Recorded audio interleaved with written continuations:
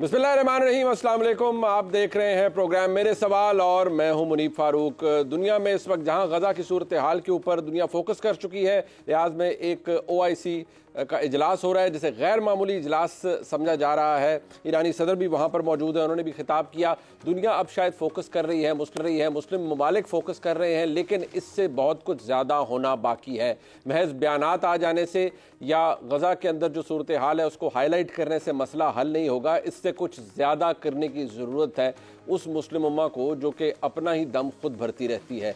महज बयानात से किसी का कोई फ़ायदा नहीं होगा। कुछ ऐसा करने की ज़रूरत है कि दुनिया को पता लगे कि वाकई गज़ा के अंदर जो मासूम लोग इस वक्त शहीद हो चुके हैं, जो एक जेनोसाइड का शिकार हैं, जो एक नस्ल कुशी का शिकार है, उनकी मदद अगर मुस्लिम उम्मा कर सकती है तो वो किस तरह कर सकती है। यकीनी तौर पर इस तरह की कॉन्फ्रेंसेस का, इस तरह के समिट्स का फ़ायदा भी होता है जहाँ पर तमाम मुस्लिम ममालिक मौजूद होते हैं, अपनी अपनी स्टेटमेंट्स देते हैं, पॉलिसी स्टेटमेंट्स देते हैं। लेकिन ये ज़रूरी नहीं है कि यहाँ तक ही मामला रुक जाए, इससे आगे कुछ डिसाइसिव करने की भी ज़रूरत है। वो ममालिक जिनके मगरबी ममालिक के अंदर बहुत बड़े स्टेक्स मौजूद हैं, मगरबी ममालिक उन पर बहुत सी चीज़ों के लिए डिपेंडेंट है, उनको भी चाहिए कि दुनिया को इस बात का एहसास दिलाएं कि गज़ा के अंदर मौजूद फ़लस्तीनी बाशिंदे इस वक्त अकेले नहीं हैं, बल्कि मुस्लिम दुनिया उनके साथ खड़ी है। लेकिन ये मेरे और आपके कहने से नहीं होगा। वो लोग जो कि हेल्म ऑफ अफेयर्स के ऊपर है, जो लोग पॉलिसी बनाते हैं, जो लोग वाकई कुछ कर सकते हैं, अगर वो करना चाहेंगे तो ये तभी हो पाएगा। पाकिस्तान के अंदर की सूरत हाल अगर मैं आपके सामने इस वक्त रख सकूं, इलेक्शन करीब है, यानी फरवरी 8 को इलेक्शन होने जा रहा है। सियासी जमातें अपनी अपनी इलेक्शन कैंपेन का आगाज़ बाकायदा तौर पर अगर मैं ये कहूँ कर चुकी हैं, कुछ मंशूर के स्टेजेस के ऊपर हैं, बहुत ही बुलंदोबांग दावे किए जा रहे हैं। लेकिन सबसे बड़ा सवाल जो कि पहले दिन से था वो आज भी है और इलेक्शन तक रहेगा कि क्या तमाम सियासी जमातों को जिस एक फ्रेज जिसके बारे में लेवल प्लेइंग फील्ड का इस्तेमाल की जाती है वो मौजूद है या नहीं। यकीनी तौर पर पाकिस्तान तहरीक इंसाफ के पास तो नहीं है, क्योंकि वो ये कहते हैं कि जो आज उनके साथ हो रहा है वो और किसी जमात के साथ नहीं हो रहा। जबकि पाकिस्तान पीपल्स पार्टी जहां लेवल प्लेइंग फील्ड की बात करती है, वहां पर ही इशारों किनारों में पाकिस्तान मुस्लिम लीग नून को या कह देती है कुछ, या मुस्लिम लीग नून उसको अपनी तरफ खींच लेती है। गुज़िश्ता रोज़ भी जनाब बिलावल भुट्टो जरदारी साहब ने क्या फरमाया, जरा सुनिए। किंग्स पार्टी की बात है, वो ना सिर्फ पंजाब में, वैसे मुल्क भर में हर इलेक्शन में किसी न किसी सूरत में सामने आते हैं। मगर इंशाअल्लाह ताला जो अब अगले साल इलेक्शंस होने जा रहे हैं उसमें किंग्स पार्टी का वही हाल होगा जो हमने 2008 में किंग पार्टी का किया।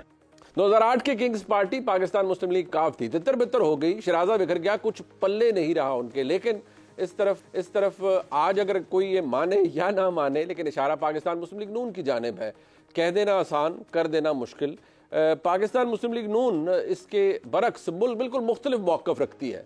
उनका ये कहना है कोई सहूलतकारी नहीं, कुछ भी नहीं, सिर्फ सियासत हो रही है। अगर इससे किसी को मसला है तो हम क्या कर सकते हैं, जो ये प्लेइंग फील्ड नहीं है वो इलेक्शंस का बॉयकॉट कर दें। राना सनाउल्लाह साहब क्या फरमा रहे हो रही हैं कि जी सहूलत और फैसिलिटेशन। और भाई पाकिस्तान मुस्लिम लीग एक पॉलिटिकल जमात है जिस दौर में हमारी क़यादत को झूठे मुकदमों में जो है वो जेलों में ठोंसा गया, उस वक्त कौन सी सहूलतकारी थी। 2018 का इलेक्शन जो है उस वक्त कौन सी सहूलतकारी थी। तो क्या हमने सूबाई असम्बली की 130 सीटें नहीं जीती? क्या कौमी असम्बली में सबसे बड़ी पार्टी पंजाब में हम नहीं थे? तो मामला ये है कि क्या हर मरतबा जो है वो मुस्लिम लीग नून को लेवल प्लेइंग फील्ड नहीं मिलनी चाहिए? पाकिस्तान मुस्लिम लीग को झूठे मुकदमों में पाबंदे सलासल ही रखा जाना चाहिए? और अगर अब ऐसा नहीं है तो ये जी अपना ये सहूलतकारी है, कौन सी सहूलतकारी है? We are doing politics. सहूलतकारी क्या मुस्लिम लीग नून को नहीं, मतलब उन्होंने कहा लेवल प्लेइंग फील्ड क्या नहीं मिलनी चाहिए? बिल्कुल मिलनी चाहिए। राना सनाउल्लाह साहब ने दुरुस्त फरमाया, बिल्कुल मिलनी चाहिए। लेकिन इसी इंतखाब के अंदर जो कि होने जा रहा है जनरल इलेक्शन, इसमें और भी जमातें मौजूद हैं, उनको भी वही मौके फराहम होने चाहिए। मुद्दा सिर्फ ये है लेवल प्लेइंग फील्ड है या नहीं है, इसके ऊपर मेरा ओपिनियन फ़र्क हो सकता है, आपका फ़र्क हो सकता है। लेकिन क्या सियासी जो जमातें हैं, उनके जो नुमाइंदे हमारे साथ मौजूद हैं, मौजूद मेहमान मेरे, क्या वो भी यही समझते हैं इतना ही आसान है। अपनी गुफ्तगू का आगाज़ हम करेंगे। हमारे साथ मौजूद हैं जनाब हुसैन शाह साहब, सीनियर रहनुमा है पाकिस्तान पीपल्स पार्टी के, बहुत शुक्रिया शाह जी आपका। जनाब मोहसिन शाहनवाज रांझा साहब, सीनियर रहनुमा है पाकिस्तान मुस्लिम लीग नून के, बहुत शुक्रिया रांझा साहब आपका। और फिरदौस आशिक अवान साहिबा, डॉक्टर साहिबा हमारे साथ मौजूद हैं, रहनुमा है इस्तेकाम पाकिस्तान पार्टी की, और पार्टी का मौक़िफ़ बड़े दबंग अंदाज में अपने सामने हमारे लेकर आएंगी। मैं यकीनी तौर पर भी उनसे बात करना चाहूँगा। लेकिन शाह जी, मैं वैसे तो रांझा साहब की जमात के हवाले से पता नहीं क्यों ये तासुर है कि वो इस वक्त फेवरेट हैं या पता नहीं किंग्स हैं या नहीं है। लेकिन मुझे ये बता दें, वो राना सनाउल्लाह साहब की बात आपने सुन ली, वो ये कहते हैं कि हम तो सियासत कर रहे हैं, कोई लेवल प्लेइंग फील्ड क्या मुस्लिम लीग नून को नहीं मिलनी चाहिए? सबसे ज़्यादा रगड़ा मुस्लिम लीग नून ने खाया है, जेलें बर्दाश्त की, सब झूठे मुकदमे बर्दाश्त किए। तो अगर उन्हें मिल रही है लेवल प्लेइंग फील्ड तो शाह जी आप उन्हें मुबारक दें, खुश हो जाएं। आप उन पर मतलब तनकीद क्यों इस हवाले से करते हैं? कभी आप कहते हैं नहीं हमने तो उनका नाम ही नहीं लिया, वो अपनी तरफ खुद खींच लेते हैं, लेकिन फैक्ट ये है कि आप इशारा रांझा साहब की जमात की तरफ ही कर रहे होते हैं। बिस्मिल्लाहिर्रहमानिर्रहीम, अल्लाहुम्मा सल्ली अला मुहम्मद व आले मुहम्मद। चेयरमैन बिलावल भुट्टो जरदारी साहब ने लेवल प्लेइंग फील्ड की जब बात की तो उन्होंने कहा कि लेवल प्लेइंग फील्ड सबके लिए होनी चाहिए जी। पाकिस्तान पीपल्स पार्टी कोई लेवल प्लेइंग फील्ड इस तरह कोई अपने लिए कोई फेवर नहीं मांग रही, और ना ही कभी पाकिस्तान पीपल्स पार्टी को कोई फेवर मिली है। ये जितने इलेक्शंस हुए हैं, माजी करीब में भी, माजी बईद में भी जी, तो हम तो जाके हमारी लेवल प्लेइंग फील्ड जी इलेक्शन का मैदान है, जो भी जिस तरह अवाम ने फैसला किया उसी की बात करते हैं। तो आपने देखा जिस दिन चेयरमैन साहब ने कही ये बात, पता नहीं क्यों लोग अपनी दाढ़ी में तिनका ढूंढने लग गए। हमने तो किसी का नाम नहीं लिया था, और हमारे लिए मुस्लिम लीग नून बहुत काबिल एहतराम है और हम साथ भी रहे हैं। बल्कि हम ये भी कहते हैं कि इस तरह के बयानात को बहुत हाईलाइट कर दिया जाता है। मिसाल प्रेसिडेंट आसिफ अली जरदारी साहब ने कहा ही नहीं और कह दिया गया कि जी उन्होंने कहा है कि मियां साहब को मैं वज़ीर आज़म बनने ही नहीं दूंगा। जी, ये खबर छपी अखबार में। अच्छा, उन्होंने नहीं कहा, उन्होंने नहीं कहा। अच्छा, नहीं बट शाह जी ये बात सुने, कम से कम चेयरमैन बिलावल भुट्टो जरदारी साहब ने ये कहा कि एस्टैब्लिशमेंट को या मुख्तदर हलकों को नए सिलेक्टेड बनाने की एक्सरसाइज खत्म कर देनी चाहिए। तो ये आज का सिलेक्टेड कौन है फिर? जरा आप तशरीह कर देना। जी, मैं उसी पे आ रहा हूँ। मैं आपको सिर्फ ये बता रहा हूँ कि बहुत सारी सर वजाहतें हैं ना। हम जब कहते हैं मियाँ साहब को वेलकम करते हैं, बल्कि प्रेसिडेंट साहब ने खुद उन्हें कॉल भी की, वेलकम किया, बल्कि उनका शानदार जलसा हुआ, हमने मुबारकें दी है कि उन्होंने बड़ा अच्छा इस्तकबाल किया अपने जो उनके पार्टी हेड हैं, और उनको प्रोसेस में हिस्सा लेना चाहिए। हम ये भी कहते हैं कि मियाँ साहब के खिलाफ जो केसेस बनाए गए वो झूठे थे, कि बेटे की तनख्वाह न लेने से उनको नाअहल करार दे दिया गया। और लेकिन पॉलिटिकली तौर पर जब कोई बात होती है तो फिर ये इस तरह की बयानात आना शुरू हो जाते हैं। अभी आपने चेयरमैन साहब का एक कोट किया ना, जो अभी उन्होंने जो कल के किसी प्रोग्राम में कहा है, मुझे बताएं क्या 2008 में PMLN जो है वो किंग पार्टी थी? तो क्यों PMLN वाले अपनी तरफ समझ रहे हैं? आपने आज वजाहत कर दी कि उस वक्त तो किंग पार्टी कोई और थी जी। आज किंग पार्टी क्यों समझ रहे हैं PMLN वाले खुद को? क्या नहीं फिर आपके दोस्त शाह जी, माजरत के साथ आपके दोस्त इस बात पे क्यों तनकीद करते हैं कि साहब वापस आ गए, उनको एयरपोर्ट पे उनके थंब इंप्रेशन ले लिए गए जी, उनको अदालतों से सहूलतें मिल गई, मतलब क्या गैर मामूली मिल गया नवाज शरीफ को? उसकी सर मैं उसकी वजाहत करता हूं, लेकिन मुझे सिर्फ थोड़ी सी बात मुकम्मल करने दें। बड़ी मेरी काबिल एहतराम है, मेरी बहन है फिरदौस साहिबा, उनसे माजरत के साथ तासुर तो ये जा रहा है कि किंग्स पार्टी तो IPP बनने जा रही है। अच्छा। जिस तरह की वो किंग पार्टी की अगर बात की जाती है। अच्छा। लेकिन ऐसा मे भी ना हो। तो आप जिस बात की बात कर रहे हैं कि जी ये देखें, ये वो तासुर है जो आम आदमी में पाया जाता है कि जी ये जी एयरपोर्ट पे इस तरह का क्यों रखा गया, बायोमेट्रिक वाले पहुंच गए, दीगर वाले पहुंच गए। वो ये भी जहन में रखें कि हमारे कुछ कायदे है पीपल्स पार्टी के सीनियर लोगों ने कि ये तासुर लोगों में नहीं जाना चाहिए जो आ रहा है कि जी मुस्लिम लीग एन को कोई एक्स्ट्रा फेवर दी जा रही है।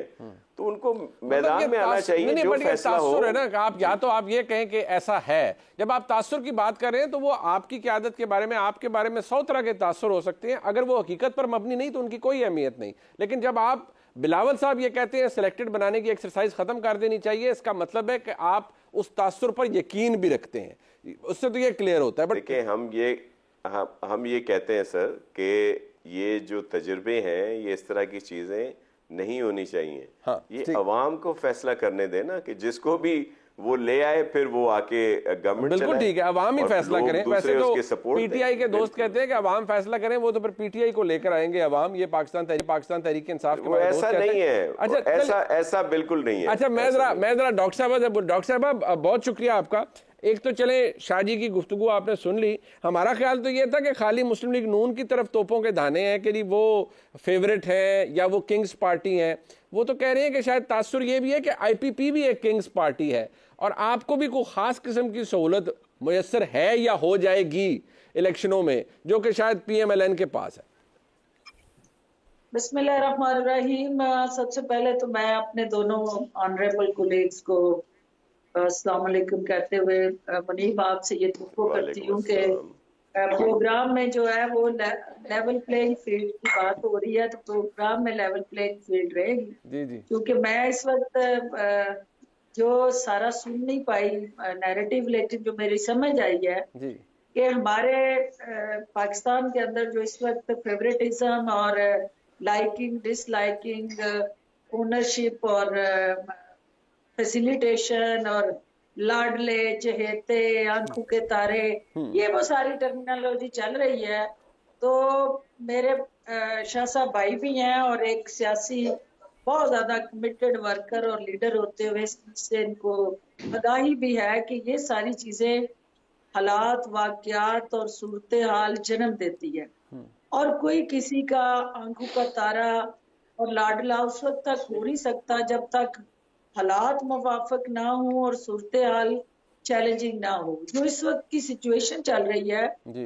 हम सब जो पॉलिटिकल स्टेक होल्डर्स हैं, इस बात पे हमारा कंसेंसस है कि पाकिस्तान की जो इकोनॉमिक फ्रंट पे चैलेंजेस हैं, जो आपके टेररिज्म के हवाले से चैलेंजेस हैं, जो ओवरऑल पोलराइजेशन है, जो अनरेस्ट है, अनसर्टिनिटी है और एक पाकिस्तान में क्योस है, वो सब जो है अल्टीमेटली उसके सारे जो है ताने बाने हम सियासतदानों से आगे मिलते हैं। क्योंकि कौम हमारी तरफ देखती है, कौम जो है वो देखती है, बेशक जिस भी जमात में बैठी है वो अपने अपने लीडर को, अपनी अपनी जमात को आगे बढ़ता देखना चाहती है, कि लीडिंग रोल में देखना चाहती है। ठीक है जी। लेकिन वही कौम है जब हम अपना रोल प्ले नहीं कर पा रहे तो इस वक्त जो है वो मुतनफर हो रही है।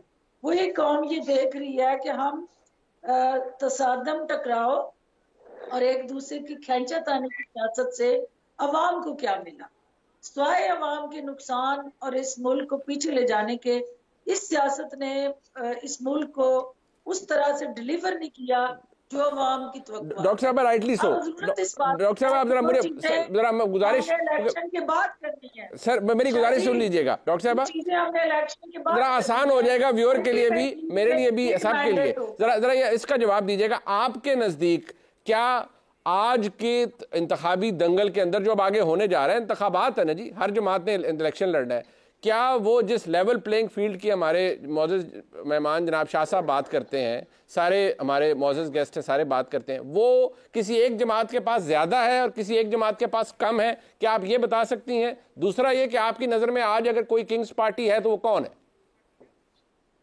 देखिए, बात ये है कि पीएमएलएन के हवाले से उंगलियां इसलिए उठ रही हैं, इसलिए बाकी सारी जमातें उनको फोकस भी कर रही हैं कि जो मियां साहब का पाकिस्तान से रुखसत होना, फिर वापस पाकिस्तान में उनकी आमद और फिर उस तरह से मैं समझती हूँ कि वो पॉलिटिकल वर्कर होते हुए क्या गवर्नर हाउस पंजाब के अंदर कोई शख्स फातिहा खाने के लिए जाए बेमा अहलो याल और वहां वो भावलपुर डिवीजन की पॉलिटिकल मीटिंग होल्ड कर ले तो क्या तासर जाएगा। दारू का abuse, misuse of power and abuse of authority, जो हमारा कंडक्ट है वो रिफ्लेक्ट हो रहा है, जिसकी वजह से लोग जो है वो ये ताने बाने जोड़ रहे हैं। तो आप तो नहीं जोड़ रही ना, लोग जोड़ रहे हैं। डॉक्टर साहब, आपकी नजर में है पीएमएलएन किंग्स पार्टी?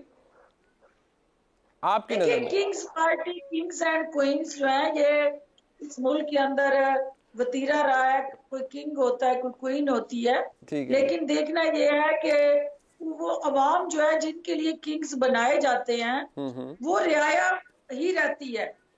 आज भी वो किंग्स जब किंग्स की शक्ल में पाकिस्तान में मुसल्लत होते हैं तो अवाम फिर रियाया बन जाती है और अवाम को फिर हाँका जाता है, और जो अवाम के राइट्स होते हैं वो एक जदोजहद के बाद लेने पड़ते हैं। अच्छा, ठीक है। और अगर हमने किंग्स का कॉन्सेप्ट लाना था इस मुल्क में, और इस पाकिस्तान की और बड़े सगीर ने तो बड़े जदोजहद के बाद उस अंग्रेज से आजादी हासिल की थी जो किंग्स और डॉक्टर साहब, बसात एहतराम ये कोई पहली दफा थोड़ी हो रहा है, ये तो हर दफा होता है, कोई पहली दफा थोड़ी। 2018 में भी कोई किंग बन के आया था और उनको भी लाया गया, फिर जारी बात है वो प्रोजेक्ट फेल हो गया और फिर वो वाइंड अप हो गया। तो ये तो कौन सा हमारे मुल्क में कोई पहली दफा हुआ है। लेकिन क्योंकि आपका मौक़िफ़ अपनी जगह मौजूद है, मैं जरा राजा साहब से पूछूं। राजा साहब, ये एड अप कर ले आप। जी जी, ये सारा जो भी सिचुएशन जन्म लेती है, हालात उसमें अनयूजुअल होते हैं। ठीक है। जो हमारे पॉलिटिकल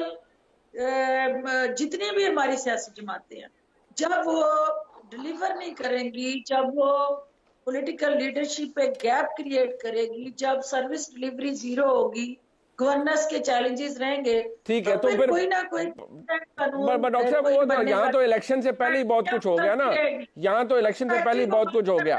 ठीक है, अब वो आप डिलीवर करेंगे जब इंतखाबात जीत कर आएंगे, लेकिन यहाँ तो इंतखाब से पहले एक सवाल है ना कि कौन सी जमात इंतखाबात फेयर तरीके से जीत कर आएगी, किस जमात को गैर मामूली सहूलतकारी मिलेगी। राना साहब, ये चीज़, ये तासुर है, शाह जी कहते हैं कि ये तासुर मौजूद है, फिरदौस आशिक कवान साहबा फरमाती हैं कि ये तासुर मौजूद है, और फिर आप जब गवर्नर हाउस में जाएंगे, वहाँ से अपनी पॉलिटिकल मीटिंग्स मियां नवाज शरीफ साहब फरमाएंगे, तो उससे तासुर ये होगा कि आपको गैर मामूली सहूलतकारी मिल रही है। तो ऐसी सूरत हाल में कोई फेयर प्ले नहीं होगा इलेक्शंस में और आपको एक एडवांटेज होगा।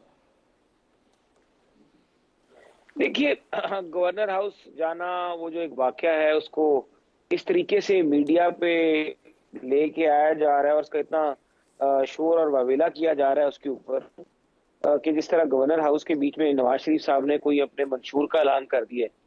वहां पर नवाज शरीफ साहब, उनकी ज़ौजा की वफात हुई थी गवर्नर साहब की। नवाज शरीफ साहब उस वक्त पाकिस्तान में मौजूद नहीं थे, पाकिस्तान से बाहर थे। तो बल्कि आप देखेंगे कि नवाज शरीफ साहब पाकिस्तान से जब बाहर थे तो जितने भी उनके दोस्त अहबाब या पार्टी के जो हमारे रहनुमा हैं या अजीज थे जिनके घर में ऐसी फौतीदगियां हुई हैं, नवाज शरीफ साहब उनके घर गए। अब गवर्नर हाउस, क्योंकि गवर्नर जो है वो गवर्नर है और गवर्नर हाउस में मुकीम है, तो नवाज शरीफ साहब तारिक फजल साहब जो थे उनके घर गए। उसके बाद उन्होंने हमारे वो जो राणा साहब थे, सेनेटर साहब, उनके घर फौतगी हुई थी, उधर गए। उसके बाद इनकी जो एहलिया थी गवर्नर साहब की, वो वफात पा गई थी।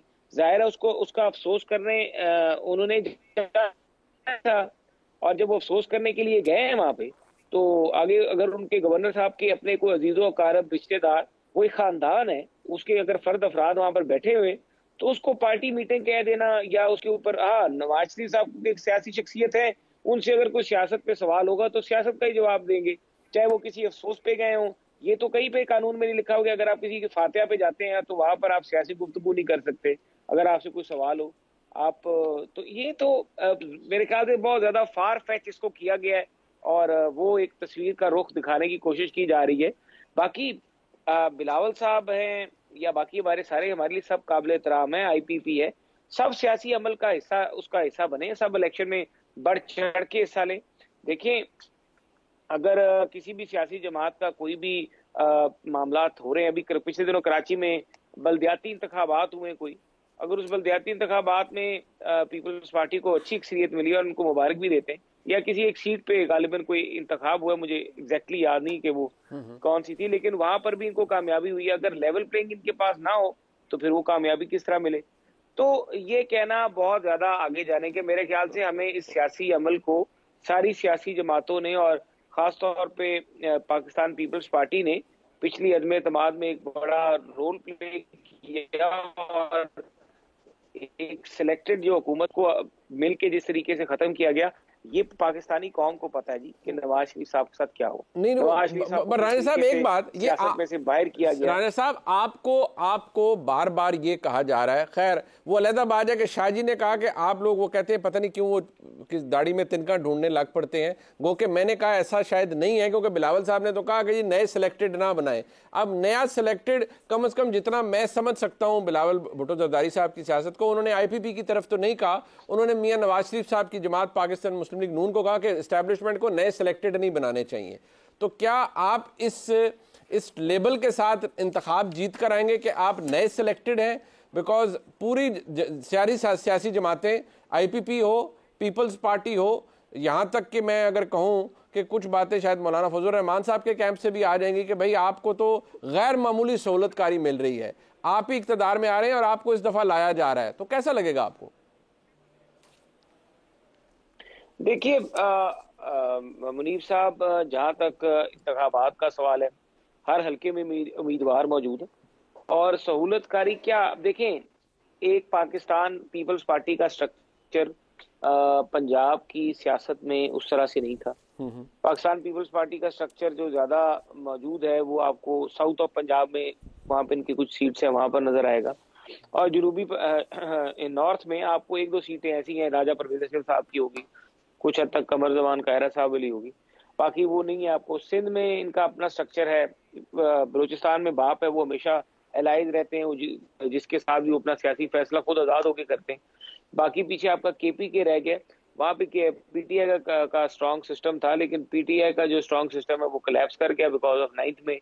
अब 9th में पीटीआई ने जब मुस्लिम लीग नून के खिलाफ 2018 में मुहिम चलाई, नवाज शरीफ साहब के खिलाफ केसेस बने और नवाज शरीफ डिस्क्वालीफाई हुए, तो सबसे ज्यादा किसको फायदा हुआ? अगर नवाज शरीफ डिस्क्वालीफाई ना होता तो इमरान खान कभी भी वजीर आजम नहीं बन सकता था, वो आ ही नहीं सकता था।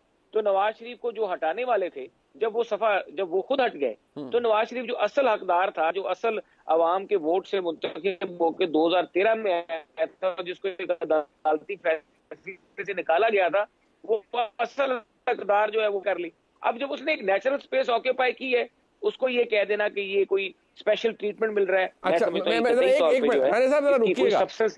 सर ये बात मैं इससे पहले शाह जी के पास हूं, डॉक्टर साहबा ये वैसे दलील आपको क्या, अब इमरान खान साहब की सियासत अगर आज फारग हो गई है तो नेचुरल बेनिफिशरी पीएमएलएन है, पीएमएलएन की तरफ झुकाव होगा, हर तरह का झुकाव, तो कोई एतराज क्यों करेगा? पीएमएलएन को नहीं बड़ा सहूलत मिल गई, पीएमएलएन एस्टैब्लिशमेंट की पार्टी हो गई, पीएमएलएन को बड़े फायदे मिलने वाले हैं और मिल गए हैं।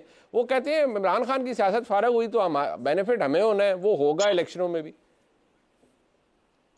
देखिए बात ये नहीं है कि बेनिफिशरी कौन है और को बेनिफिशरी कौन है, चैलेंज ये है कि इस सारी पॉलिटिक्स का एट द एंड पाकिस्तान कैसे बेनिफिशरी हो सकता है।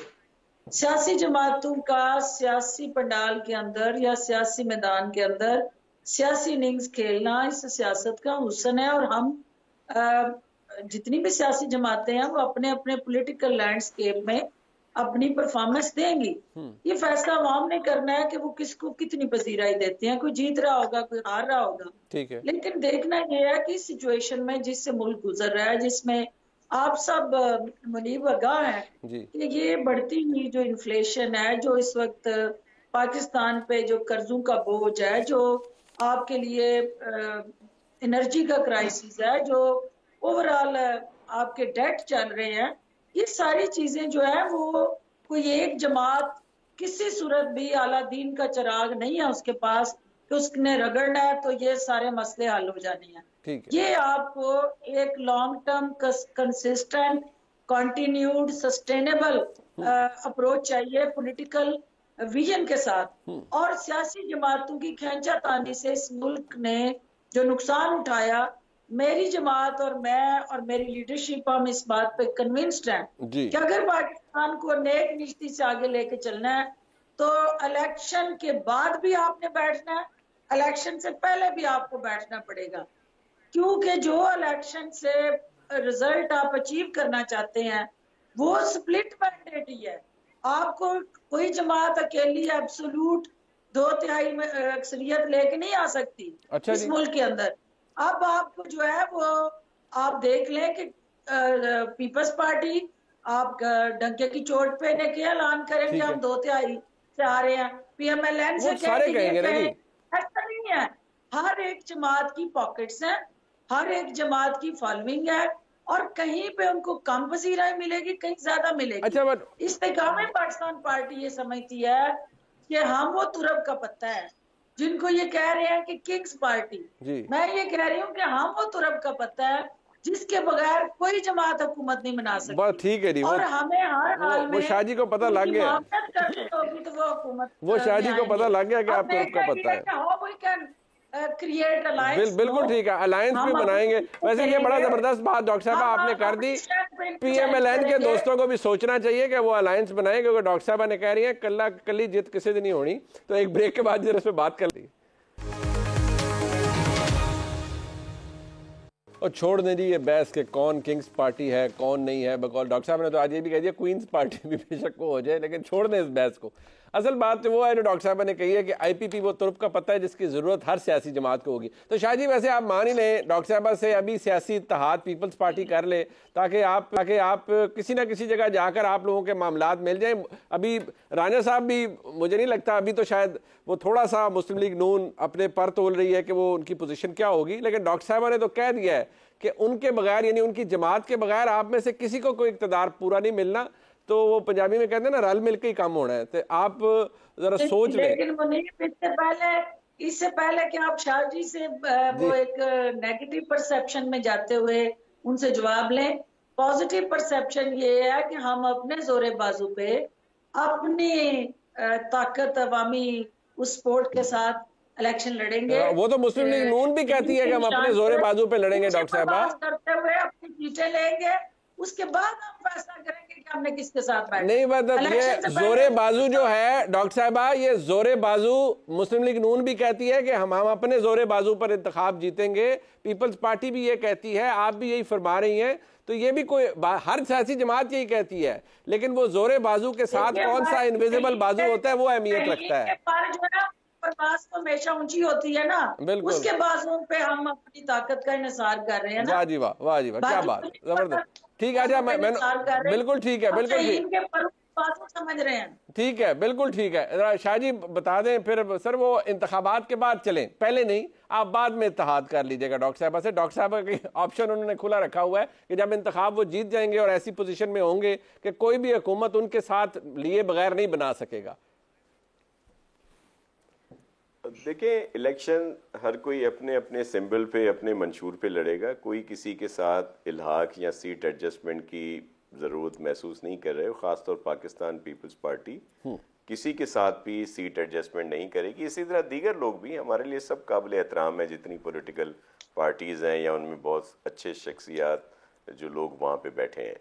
हम लोग बड़े इस दफ़ा कॉन्फिडेंट हैं कि ये इलेक्शन जो है ये हमारा है, और उसकी सबसे बड़ी वजह ये भी है कि शुरू से हम ही कह रहे हैं कि इलेक्शन फौरी कराए जाएं, और अब इंशाल्लाह 8 फरवरी का दिन आ गया है तो आप देखेंगे कि आपको सरप्राइज मिलेंगे। सिंध में हम अल्हम्दुलिल्लाह स्वीप कर रहे हैं, उससे ज़्यादा से ज़्यादा नशिस्तें आएंगी। जनूबी पंजाब में हमारा बड़ा अच्छा हमें उम्मीद है। सेंट्रल पंजाब में कुछ हिस्सा हमें ज़रूर मिलेगा। बलूचिस्तान जहाँ पे पहले कुछ नहीं था, 11 डिस्ट्रिक्ट अभी हमने हालिया 4 माह पहले वहाँ पे बलदियाती इंतखाबात हुए हैं, स्वीप किए हैं। बहुत सारे लोग हमारी पार्टी में शामिल हुए हैं, वहाँ से अच्छी उम्मीद है। KP में भी हमें अपना हिस्सा मिलेगा। न लाहौर से न किसी और आस्थाने से अगला वजीर आजम होगा बस लाड़काने से। तो आप देखिएगा कि इस दफा वजीर आजम चेयरमैन बिलावल भुट्टो जरदारी साहब ही होंगे। राना साहब, चले सियासी ख्वाहिशात तो हर जमात की अपनी जगह, अगर ये तौक बसद एहतराम आपकी जमात के गले में पड़ गया कि आपको जितवाया गया है, आपको इक़्तिदार में लाया गया है, तो फिर आप भी उसी स्टिग्मा से लड़ते रहेंगे जिससे काफ़ी अरसे तक PTI लड़ती रही? देखिए, ये आपने जो बात की है, देखें हमारी सारी सियासी जमातों को इस इंतखाबी अमल पे, अगर हम सिंध के इंतखाबी अमल पे सवाल उठाएं, क्योंकि पंजाब सबसे बड़ा सूबा है, आप समझ लें कि अराउंड 50 to 55% जो है सीटों का भी सारा आबादी भी, ये सारी जो है पंजाब के पास है, और पंजाब जिस तरफ जाए वो हुकूमत बना लेता है। अब पंजाब में मैंने आपको बताया है कि जो सूरत सियासी पैदा हुई है, उस सियासी सूरत को अगर आप एक वैसे हालात के सामने रख के देख लीजिए जब नवाज शरीफ साहब नाअहल हो रहे थे, तो हमें पता है कि हमारी पार्टी को किन सख्तियों में से गुजरना पड़ रहा था और किस तरीके से हमने अपने इंतखाब के नतायज और फॉर्म 45 हासिल किए थे। एक वो जहाद था, एक वो जंग थी, एक वो आप समझ लें कि स्टेट ऑफ वॉर थी जिसमें से हम निकल के उस वक्त आए थे। और हम समझते ये हैं कि जिन लोगों ने भी वो इंतखाबात जीते थे वो नॉर्मल कैंडिडेट्स नहीं थे, वो बहुत स्ट्रॉन्ग हेडेड बंदे थे जो उस वक्त का इलेक्शन जीत के पीटीआई को हरा के आ गए थे, क्योंकि पीटीआई को जो सपोर्ट हासिल थी वो सबको थी। अब पीटीआई बाय डिफॉल्ट कोलैप्स कर गई। और देखें, हम ये कहते हैं कि चाहे पीटीआई हो या पीपल्स पार्टी हो या जो भी हो, इलेक्शन का जो प्रोसेस है वो फेयर होना चाहिए, बिल्कुल ठीक, वो फेयर होना चाहिए और बिल्कुल फेयर होना चाहिए। उसमें मैं सबकी होना तो फेयर चाहिए, होना फेयर रूल होना चाहिए। लेकिन फिलहाल कम से कम शकूक व शुबात की तरफ से जरूर आ रहे हैं, पता नहीं होता कितना फेयर है या नहीं होता, ये इलेक्शन डे पे पता चलेगा। प्रोग्राम में एक ब्रेक शामिल करते हैं जी। पाकिस्तान की क्रिकेट की जो हालत है, वर्ल्ड कप के अंदर जो पाकिस्तान की टीम के साथ हुआ, चले हमें आगे ज़रूर बढ़ना है, लेकिन पाकिस्तान की टीम इसके बाद जाएगी कहाँ, क्या करने की ज़रूरत है, हमारे बोर्ड के क्या हालात है, इस पर कंस्ट्रक्टिव गुफ्तगू होने की ज़रूरत है। बस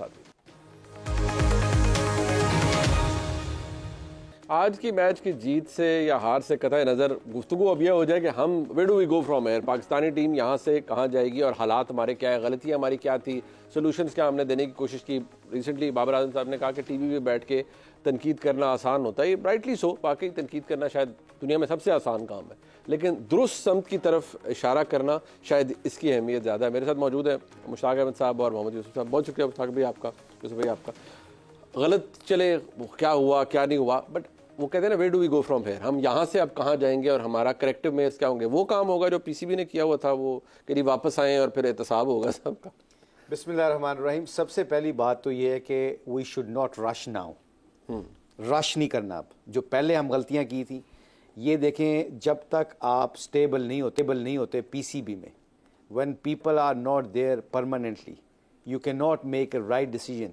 बिकॉज उसकी वजह पता है, लोगों को नहीं पता होता कि कौन बंदा यहाँ पे सेटल डाउन होएगा कि कौन नहीं होगा। तो इसलिए 2-3 चीज़ों का इस वक्त वर्ल्ड कप के बाद जो हमने सॉल्यूशंस निकालनी है, उसके लिए बीइंग क्रिकेटर मैं ये कह सकता हूँ कि आपके जो चेयरमैन से लेके जितने भी लोग हैं जो काम करते हैं, किसी का दिल नहीं करता कि बुरा काम करे, मगर सॉल्यूशंस की बात करते हैं तो you should by your time. Cosmetic surgery वाला सीन नहीं होना चाहिए। यू नो, इसमें पाकिस्तान की टीम वापस आए, हमारी बेंच स्ट्रेंथ किधर थी, हमारी मैनेजमेंट का क्या रोल था, हमने कुछ चीज़ें ऐसी की हैं जो छोटी छोटी चीज़ें नहीं हैं, वो बड़ी चीज़ें बन जाती हैं जब वर्ल्ड कप से बाहर आते हैं आप। For example, I can give you example, बड़ी एम्बैरेसमेंट के साथ मुझे कई दफ़ा कहना पड़ता है, ये मैं इसलिए खुल के बात नहीं करता क्योंकि इसमें मेरा रोल है, मैं बीइंग स्पिन कंसल्टेंट या स्पिन कोच या स्पिन बॉलर होने के नाते मैं ज़्यादा इस पर डिस्कस नहीं करता। वर्ल्ड कप आपका एशिया इंडिया में हो रहा है, सारी दुनिया के स्पिनर आपके जितने भी वर्ल्ड कप खेल रहे हैं, जैम्पा से लेके जितने भी खेल रहे हैं, वो सारे they are getting wickets. Middle में हमारे विकेट्स एशिया कप से ऐसा शुरू हुआ था, we were not getting wickets, जहाँ पे हमारा मोमेंटम नहीं बन रहा था, जहाँ पे हमने मैच कंट्रोल करना होता है ना, वो मिडल के ओवर में विकेटें लेके करना होता है, वहाँ पे विकेटें नहीं मिल रही थी। हमारा spin consultant, spin bowling coach कोई नहीं गया। Who will teach क्यों नहीं them? गया? नहीं, this is the way people should ask them ना, who is the decision maker? वो डिसीजन में किसी को राइट एंड रॉन्ग कहने का मतलब यहाँ नहीं है, यहाँ पे मतलब है कि डिसीजन किसने किए। आप जिसने डिसीजन किए, वी शुड आस्क देम। और आने वाले वक्तों में कहते हैं ना, हॉर्सेस फॉर द कोर्सेज, आपने कंडीशन को सामने रख के टीम, आपने मैनेजमेंट की टीम भी सिलेक्ट करनी होती है कि यार ऑस्ट्रेलिया वाले पता क्या करते हैं, जब वो एशिया में आते हैं ना, तो वो एशियन बंदे को अपनी ड्रेस रूम में रख लेते हैं कंसल्टेंट, कि इनकी कंडीशन को इसको ज्यादा पता, हमारे प्लेयरों को फीडबैक ज्यादा अच्छा दे देगा, इस पिच को रीड करने का इनको तरीका ज्यादा है। अब अंग्रेजों ने क्यों हमें रखा हुआ था 6 साल तक, इधर उधर से नहीं होने दिया, और जब भी एशिया में कभी हुआ मैचेस, वो सबसे पहले हमारी गेम हम उनको स्ट्रेटेजी बना के देते थे। रीजन पीछे क्या है कि उनको पता था कि इन लोगों, ये यहां से ब्रॉट अप इनका हुआ, इनको इनकी कंडीशन का ज्यादा समझ है। So coming back to your question, time लें, right people for the right job. क्या हमारा कॉम्बिनेशन बन सकता है, white ball red ball cricket क्या है, फर्स्ट क्लास क्रिकेट में क्या होना चाहिए, ग्रास रूट में क्या क्रिकेट होनी चाहिए। बहुत से क्रिकेटर्स को तो है फर्स्ट क्लास की भी जरूरत है। 3 चीजें, short terms goal, long terms, mid terms, ये 3 चीजों को सामने रख के थिंक टैंक को बिठा के, by your time, right people for the right job, आप देखिएगा सिचुएशन सब ठीक हो जाएगी। एंड आई एम श्योर हमारे जितने भी एक्स क्रिकेटर्स हैं they willing to go back in grass root. ये सबसे अच्छी न्यूज़ है, लोग करना चाहते हैं पर वो करते क्यों नहीं है? देखें, हर बंदे को ये राइट है कि वो अपना ब्रेड एंड बटर उन्हें से कमाना होता है, अपना खाना पीना उसने करना होता है। ग्रास रूट पे आप पैसा फेंकते नहीं, अपने इंसेंटिव रखते नहीं, तो फिर वो क्यों काम करेंगे? हाँ नहीं, मेरे वो जारी बात है, उनको वो कंसिडरेशन नहीं मिलती। बट यूसुफ भाई, इंटेंट की कमी वो शुरू में नज़र आ रही है, जिस मैच में रिफ्लेक्ट की नज़र आया, लेकिन वो शायद कभी, और वो क्या इस सारी प्लानिंग से ठीक हो सकती है या हमारा माइंडसेट ही तब्दील करना पड़ेगा? मुझे तो लगता है कि अभी तक हमारा माइंडसेट वही है जो आज से 250 भी बड़ा स्कोर है जी, 250 बहुत स्कोर है, वो जो है ना कि मार धाड़ वाली टीम नहीं है अभी भी हम। अब बिस्मिल्लाहिर्रहमानिर्रहीम, देखिए इसके लिए मैं मुशीब भाई वाली बात थोड़ी सी इसको और लाइब्रेट करूँगा कि हमें कुछ चीज़ें ना अभी करनी है, जैसे लॉन्ग टर्म और शॉर्ट टर्म है। शॉर्ट टर्म में ये है कि हमारे पास जो प्लेयर्स हैं, देखो कि आगे T20 वर्ल्ड कप आ रहा है, पूरा साल कोई वनडे क्रिकेट नहीं है, हमें T20 खेलने या 5-6 टेस्ट मैच खेलने, इसके लिए हमें तैयारी करनी है। अब तो ये जो हो गया, ये मुझे भाई ने सही कहा कि रश नहीं करना चाहिए, चीज़ें बेहतर करने की कोशिश करनी चाहिए। ब्लेम गेम चेंज होना चाहिए, नहीं होना चाहिए। ब्लेम गेम अभी नहीं, अभी आपको लगता है कि नहीं? मैं ये नहीं कह रहा कि होना चाहिए नहीं, क्योंकि अभी हमें बस काम रहना चाहिए, क्योंकि रश करेंगे तो चीज़ें ख़राब ना हो। मतलब आप कहते हैं उंगलियां ऐसे फिंगर पॉइंटिंग नहीं करनी चाहिए। अभी हमें देखना चाहिए कि बेहतरी कैसे आ सकती है। ब्लेम गेम से तो कभी ठीक नहीं होंगी, नहीं होगा, ठीक। तो हमें करना ये है कि जो हमारे पास T20 में देखने चाहिए कि कौन से प्लेयर आगे चल सकते हैं। जैसे मैं डोमेस्टिक में देख रहा हूँ, वनडे में भी 4 डे में भी वो रन्स कर रहा है, साइम अयूब है, वो बहुत अच्छा प्लेयर है, उस पर हमें नज़र रखनी चाहिए, उसको ग्रूम करना चाहिए। तैयब ताहिर है, फास्ट बॉलिंग में एहसान उल्ला है, ज़मान खान है, और भी आपके कुछ प्लेयर हैं। देखिए इसके लिए आपको नज़र रखनी पड़ेगी और इसके लिए अच्छे बंदे रखने पड़ेंगे जिनको क्रिकेट की समझ है, जो सिलेक्ट करें। आपके डोमेस्टिक में जाके देखेंगे ये लड़का कैसा खेल रहा था, ये क्या कर रहा है। अब इन पे हमें इन्वेस्ट करना पड़ेगा, आगे इन्होंने क्रिकेट को लेके चलना, फ्यूचर है हमारा। फिर आपको फर्स्ट क्लास क्रिकेट अपनी बेहतर करनी होगी, टेस्ट क्रिकेट और वनडे क्रिकेट को बेहतर करने के लिए उसको हमें बहुत अच्छा करना पड़ेगा। उसमें भी हमें ये सारा निज़ाम देखना होगा फर्स्ट क्लास का कि ये लड़का किस विकेट पे किस तरह रन्स कर रहा था, किस तरह की बॉलिंग थी, क्या सिचुएशन है। इस तरह हमारी टीम आगे जाएगी। मॉडर्न डे क्रिकेट को जो समझ रहे हैं कि नहीं समझ, जो कोचेस साथ लगे हुए हैं वो इस चीज़ को समझते हैं कि नहीं, जो सिलेक्टर्स हैं उनको पता है कि नहीं कि ये लड़का मॉडर्न डे क्रिकेट खेल सकता है, ये जाके टेक्निकल तरीके से गैप में खेल के हमें पहले 10 ओवर में 60-70 रन बना के दे सकता है। इस तरह की आपको सिलेक्शन करनी पड़ेगी, इस तरह के कोचेस साथ रखें ताकि उनको तैयार करें। अरे तो भाई ये जवाब बताइएगा ज़रा कि क्या ये दुरुस्त है कि नहीं, अब वनडे के लिए तैयारी के लिए आपको वनडे को भी T20 के तौर पर खेलना पड़ेगा, एटलीस्ट बैटिंग अगर आप कर रहे हैं तो ये चीज़ ये अप्रोच दुरुस्त है, गलत है? नहीं, मैं ये कह रहा हूँ कि अच्छे तरीके से आप तेज़ खेल सकते हैं, कोई मसला नहीं। देखिए आज विकेट में थोड़ा पहली इनिंग में अगर आप देखें तो थोड़ी मुश्किल थी बानिस्बत दूसरी इनिंग। उन्होंने पहले 10-11 ओवर में 70 या 75 रन हमें लगाए हुए थे, तो बेहतर तरीके से खेल रहे थे, ऐसे नहीं घुमा रहे हैं, घुमाने वाली अच्छे तरीके से भी आप आजकल की क्रिकेट में 60 से 70 रन बना सकते हैं। T20 में पहले 6 ओवर में 50 से 60 का आप कर सकते हैं, वनडे में आप 10 ओवर में 60 से 70 का अच्छे तरीके से, ताकि विकेट भी ना गिरे, गैप में खेलने। बहुत मुश्किल विकेट हो तो आप 40-50 कर लें, लेकिन फ्लैट विकेट पे अगर 10 ओवर में 40-50 करना है तो फिर आप पिछले वालों के लिए मुश्किल डाल रहे हैं। तो इसलिए आपको फर्स्ट क्लास में अपनी डोमेस्टिक क्रिकेट में ऐसी नज़र होनी चाहिए। और फिर आपने जो कोचेस लगाने हैं, हेड कोच होता है, ये फादर फिगर होता है, और इसके साथ अगर आपने बैटिंग कोच लगाना है, बॉलिंग कोच लगाना है, जैसे मुशीब भाई कह रहे हैं बॉलिंग कोच उधर होना चाहिए था, फील्डिंग कोच है, अब इन सब की मुशावरत से टीम बनेगी। हेड कोच को बॉलिंग कोच भी बताएगा, बैटिंग कोच भी बताएगा, इस बैट्समैन को खेलना चाहिए, इस बॉलर को खेलना चाहिए, वो हेड कोच को बताएंगे। हेड कोच फिर कप्तान से बात करेगा, मुशावरत से जब टीम बनेगी। अब एक बंदे को आप पावर दे देंगे, अगर आप हेड कोच को पूरी पावर देते हैं वो भी गलत है, कप्तान को सारी पावर दे देंगे वो भी गलत है। मशवरा जो है सुन्नत अमल भी है, मशवरे से आप टीम लेके चलेंगे तो मेरा ख्याल है फ़ायदा होगा। लेकिन हमें वो नहीं करना कि हम क्या कहते हैं, वो मैं अल्फाज नहीं आ रहे मुझे जहन में, कि हमने किसी को वो नहीं देनी, फ्री नहीं करना कि ऐसे बिला वजह किसी को ना टीम में रखना है। फ्रीडम बिला वजह की नहीं देनी, आप मशवरे के साथ जिसमें बेहतरी हो टीम की। देखिए आप एक कप्तान को अगर देते हैं बिलफर सारी पावर, वो सारे लड़के कप्तान को खुश करने में लग जाएंगे, दूसरे किसी कोच की सुनेंगे नहीं। तो इसलिए बड़े अच्छे तरीके से लेके चलना पड़ेगा। हमारी टीम बेहतर है और बेहतर हो सकती है। बहुत शुक्रिया मुशीब भाई आपका, यूसुफ भाई। आप प्रोग्राम खत्म करने से पहले दी 2 बातें। एक ये कि रोज़ जब आपके दिन का इख्तिताम हो तो अगर किसी का दिल दुखा है तो उससे माफ़ी मांग लीजिए, और अगर किसी ने आपका दिल दुखाया है तो उसे माफ़ कर दीजिए। किसी के लिए आसानी पैदा कीजिए, आपके लिए खुद ब खुद अल्लाह की ज़ात पैदा कर देगी। प्रोग्राम आपने देखा, फीडबैक जरूर दिएगा। देखने का शुक्रिया। खुदा हाफिज़।